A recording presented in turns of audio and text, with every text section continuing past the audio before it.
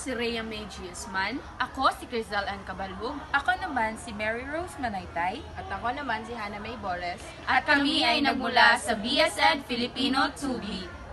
Ngayon, makakapanayam natin ang isang guro sa Filipino major dito sa Western Mindanao State University IPIL Campus na si Binibining Mary Joy Badiles. Hapon sa iyo, ma'am. Magandang hapon. Pwede ba namin makuha ang iyong panayam patungkol sa wika? Pwede naman. Maraming salamat po, ma'am. Bilang isang guro, gaano ba kahalaga ang wika? Halaga ang wika dahil bilang isang guro, isa siyang pamamaraan upang gamitin para maipabatid o maipaliwanag ng maayos kung ano yung nais mong ibahagi sa iyong mag-aaral na kung saan yun yung pinagkukunan nila ng kaalaman na magagamit nila pang-araw-araw. Bakit kailangang ituro ang wika sa mga mag-aaral? Kailangan ituro ang wika sa mga mag-aaral dahil may mga pagkakataon na ang paggamit nila sa wika ay mali. So, ang tungkulin namin as mga guro kung bakit namin tinuturo yung wika ay kung gusto namin itama kung ano yung tamang paggamit ng wika. Yun kasi yung hindi alam ng mga mag-aaral. Kasi sa paggamit nila ng wika, hindi nila alam kung tama ba ang gramatika nito o ang pagkakakompose nila ng kanilang mga pangungusap. Yun yung isa sa mga dahilan kung bakit kailangan ito sa mga mag-aaral ang wika. Ano ang kadalasang wika ang iyong ginagamit sa pagtuturo? Ang kadalasang ginagamit ko sa pagtuturo ay nakadepende or nakabase sa kung anong asignatura ang ituturo ko. Pero minsan, kapag nahihirapan kang ipaliwanag ito sa Ingles, kailangan mong gumamit ng code switching. O gaya ng halimbawa, nagtuturo ka sa Ingles na kung saan pwede naman i-apply yung code switching. Kapag nahihirapan kang ipaliwanag ito sa Ingles, gamitin mo yung wikang Filipino para at least may paliwanag mo ng maayos kung ano yung nais mong ipaliwanag sa mag-aaral at para maintindihan ng mga mag-aaral ng maigi ang iyong tinatalakay. Sa dinami-daming kurso sa pamantasan ng Kanlurang Mindanao, SU Campus, bakit ang pagpapakadalubhasa sa asignaturang Filipino ang kurso iyong naturo? Pagpapakadalubhasa sa asignaturang Filipino dahil unang-una, it is very challenging. Kasi may mga bagay pala na kung iisipin mo, alam mo na, pero kapag pinag-aralan mo na sa Filipino, hindi pa pala sapat. So yun yung isa sa mga challenge ko, kaya ako pinili yung pagpapakadalubhasa sa asignaturang Filipino kasi gusto ko pang halungkatin kung ano yung mga dapat kong malaman sa asignaturang ito at doon ko napatunayan na sa asignaturang Pilipino marami pa akong hindi alam.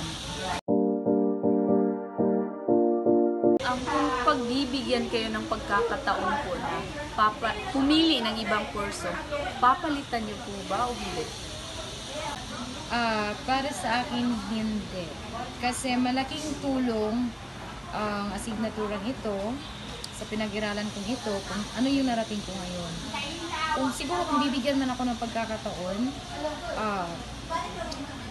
hindi na kasi marami na rin naituro sa akin ang asignaturang ito. So, para sa akin, ba't ko pa siya papalitan kung marami naman siya naibigay sa akin talaga. Para sa iyo, ma'am, mahirap ba ang kursong Filipino? Bakit po? Unang-una, nung hindi ko pa siya pinag-aralan, hindi siya mahirap. Kasi sa pagkakaalam ko, ang Filipino, yun lang ay yung paano magsalita ng Pilipino. Yun lang ang mga nakapaligid sa kayo na dapat mong pag-aralan. Pero nung pinag-aralan ko na siya, doon ko pa na-realize na bakit yun yung pinili ko. Kasi kung yung iisipin, kapag dadako ka na dun sa pangangalahati sa pag-aaral mo sa asignaturang Pilipino, doon mo pa marirealize na ang dami mo pang kailangang alamin sa asignaturang Pilipino. Yun yung isa siguro sa nahirapan ako kasi akala ko nung una madali lang, basic lang, eto lang yan, ganito lang yan. Pero nung nangalahati na, doon ko pa na-realize na hindi talaga siya madali. Pabor ka po ba sa napabalitang tatanggalin ng asignaturang Pilipino sa tersyarya? Para sa akin hindi. Kasi isa yan sa pinagbabasehan bilang isang Pilipino. Na kung saan, kung tatanggalin, ano pa magiging isa-isa na pagiging Pilipino mo kung yung sariling ating wika or ang asignaturang Pilipino ay tatanggalin. Wala kasing makakapantay sa iyong sariling wika kung gagamit ka na ibang wika. Kasi kung iisipin natin, kung tatanggalin natin siya, nahihirapan nga yung mga mag-aaral intindihin yung mga basic or yung mga mababang level ng wika. Tapos, tatanggalin pa natin siya. Kasi hindi nila na-appreciate kung ano yung kahalagahan ng ating sariling wika. Kaya kung siguro, kung iisipan lang nila na ito ay madali lang, kaya napag-isipan nilang tatanggalin. Wala kasing magiging sense kung tatanggalin siya. Ito ay malaking tulong kasi ang asignaturang Filipino para sa mga mag-aaral kung saan marami silang kailangang alamin na hindi pa talaga nila alam. Siguro sa iba, kasi hindi nila nagagamit kapag pinag-uusapan natin yung praktikal na pamamaraan, gaya ng kapag nangingibang bansa ka, hindi talaga siya ganong nagagamit. Pero kung iisipin natin kung ano ang kahalagahan ng asignaturang Filipino, doon natin malalaman na dapat palang hindi siya tanggalin. Kasi isa siya sa kumbaga, ano ba tawag dito? Isa siya sa mga pinaka-importante bilang isang Pilipino at saka para sa akin bilang isang guro na nagpapakadalubhasa sa asignaturang Pilipino, marapat na tangkilikin pa rin siya kasi marami siyang naitulong sa atin. Ano po yung kadalasang ginagamit ninyo sa inyong pagtuturo? Aklat po ba o internet? Kadalasan sa mga ginagamit ko sa pagtuturo, minsan, kung ito ay may aklat, so mas mainam na gamitin yung aklat. Kasi kung aklat ang pinagbabasehan mo, nandoon lahat yung hinahanap mo.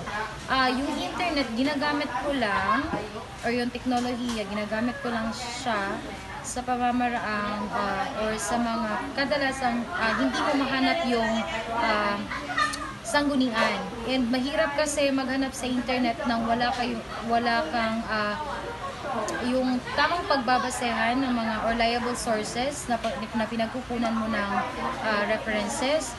Kaya paminsan-minsan ginagamit ko naman siya, pero pinipili ko lang kung ano yung mga reliable sources.